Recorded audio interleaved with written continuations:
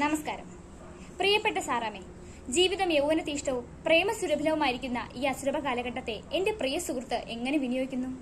ഒരു സുന്ദരമായ ഹൃദയത്തിൽ നിന്ന് മണപൊട്ടി മറ്റൊരു സുന്ദരമായ ഹൃദയത്തിലേക്ക് വന്നു ചേരുന്ന ചെറുപുഴ. ജീവിതത്തിൽ ജീവനറ്റ ഓർമ്മകൾക്ക് നിറം നൽകുന്ന ചായക്കൂട്ട്. അതെ, പ്രണയത്തെക്കുറിച്ച് സംസാരിക്കാൻ പലപ്പോഴും നമുക്ക് വാക്കുകൾ പോലും കിട്ടാറില്ല. വിവരണാതീതമായ ഒരു മധുരോദാര വികാരമാണ് പ്രണയം എന്നത്. കവികളും നോവലിസ്റ്റുകളും കഥാകാരന്മാരും പോട്ടെ, ചരിത്രകാരന്മാർ വരെ അവരുടെ തൂലിക ചലിപ്പിച്ചു തുടങ്ങുന്നത് തന്നെ പ്രണയത്തെക്കുറിച്ച് പറഞ്ഞുകൊണ്ടാവും. പ്രണയത്തെക്കുറിച്ച് സംസാരിക്കാത്ത മനുഷ്യരുണ്ടാവുകയില്ല.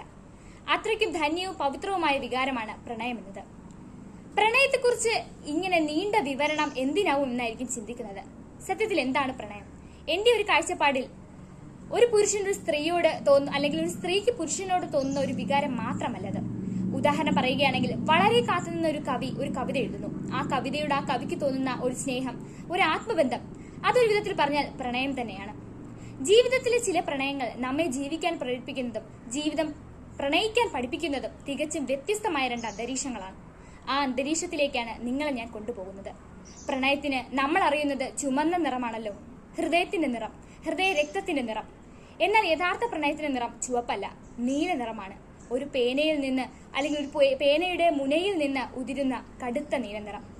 പ്രേമലേഖനം മലയാള സാഹിത്യ ലോകത്തെ അനശ്വരനാക്കിയ കാവ്യലോകത്തിന്റെ സുൽത്താനായ ബേപ്പൂർ സുൽത്താനായ വൈക്കം മുഹമ്മദ് ബഷീറിന്റെ ചിരഞ്ജീവികളായ പുസ്തകങ്ങളൊന്ന്.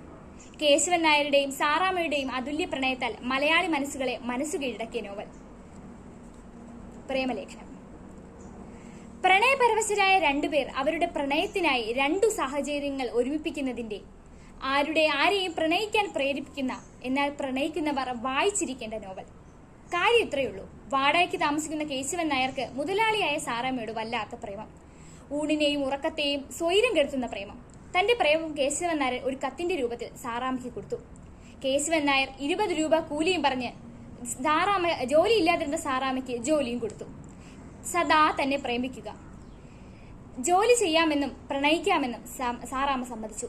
പ്രണയത്തെക്കുറിച്ച് മാത്രമല്ല, മറിച്ചൊരു പ്രണയം സൃഷ്ടിക്കാവുന്ന പ്രശ്നങ്ങളെക്കുറിച്ച് കൂടി ബഷീർ ചർച്ച ചെയ്യുന്നുണ്ട്. വ്യത്യസ്ത മതവിഭാഗക്കാരായ സാറാമ്മയും കേശവൻ നായരും വിവാഹിതരാകുമ്പോൾ സംഭവിക്കാവുന്ന പ്രശ്നങ്ങൾ, സമൂഹം എന്തു പറയും, എങ്ങനെ സഹകരിച്ച് ജീവിക്കും എന്ന സംശയങ്ങൾ, ഒരു കുഞ്ഞു ജനിച്ചാൽ എന്ത് പേരിടും, അവനെ ഏത് പാർട്ടിയിൽ ചേർക്കും എന്നുവരെയുള്ള സംശയങ്ങൾ. എന്നാൽ അതിനൊക്കെ പരിഹാരമുണ്ടാക്കി ആകാശമിട്ടായി എന്നാണ് കുഞ്ഞിന് പേരിടാമെന്ന് തീരുമാനിച്ചു.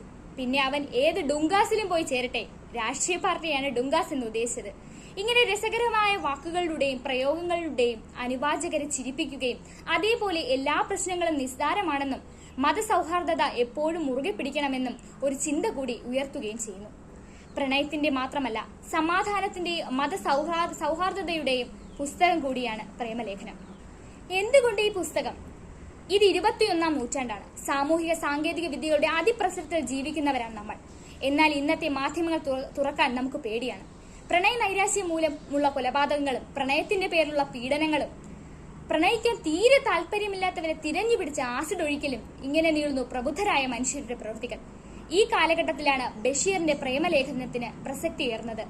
ഉള്ളില്ലാത്ത പൊള്ളയായ പ്രണയങ്ങൾക്ക് പിന്നാലെ മഞ്ഞളിച്ച കണ്ണുമായി പോകുന്നതല്ല യഥാർത്ഥ പ്രണയം. കാമ്പുള്ള സുരഭിലമായ പ്രണയങ്ങൾക്ക് വേണം നാം സ്വീകാര്യം നൽകാൻ. ഇതിനൊക്കെയുള്ള ഒരു ഓർമ്മപ്പെടുത്തൽ കൂടിയാണ് പ്രേമലേഖനം എന്ന ഈ പുസ്തകം. എന്തായാലും ഈ ലോകം മധുരോദാരമായ പ്രണയങ്ങളുടെ പൂന്തോട്ടമാകട്ടെ. പ്രേമലേഖനം അവസാനിക്കുന്നതും ഇതുപോലെ തന്നെയാണ്.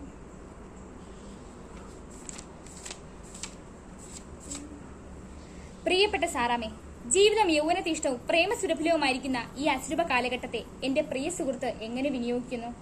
ഞാനാണെങ്കിൽ എന്റെ ജീവിതത്തിന്റെ നിമിഷങ്ങൾ ഓരോന്നും സാറാമ്മയുടെയുള്ള പ്രണയത്തിൽ കഴിയുകയാണ്. സാറാമ്മയോ ഗാഢമായി ചിന്തിച്ച് മധുരോദാരമായ ഒരു മറുപടിയാൽ എന്നെ അനുഗ്രഹിക്കണമെന്ന് അഭ്യർത്ഥിച്ചുകൊണ്ട് സാറാമ്മയുടെ സ്വന്തം കേശവൻ നായർ. ഇനിയും ഈ ലോകം ലക്ഷക്കണക്കിന് കേശവൻ നായരെയും സാറാമ്മയെയും കൊണ്ട് അനുഗ്രഹീതരാകട്ടെ എന്ന് ആത്മാർത്ഥമായി ആഗ്രഹിച്ചുകൊണ്ട് എന്റെ പുസ്തകാസ്വാദനം ഇവിടെ അവസാനിക്കുന്നു. ഞാൻ ശ്രദ്ധ, തിരുവനന്തപുരം വെഞ്ഞാറമൂട് സ്വദേശിയാണ്. നന്ദി, നമസ്കാരം.